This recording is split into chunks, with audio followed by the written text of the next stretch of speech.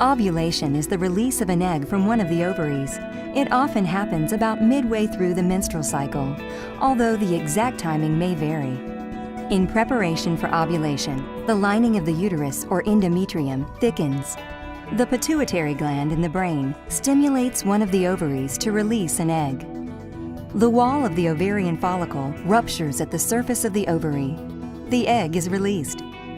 Finger-like structures called fimbriae sweep the egg into the neighboring fallopian tube. The egg travels through the fallopian tube, propelled in part by contractions in the fallopian tube walls. Here in the fallopian tube, the egg may be fertilized by a sperm. If the egg is fertilized, the egg and sperm unite to form a one-celled entity called a zygote. As the zygote travels down the fallopian tube toward the uterus, it begins dividing rapidly to form a cluster of cells resembling a tiny raspberry. When the zygote reaches the uterus, it implants in the lining of the uterus, and pregnancy begins.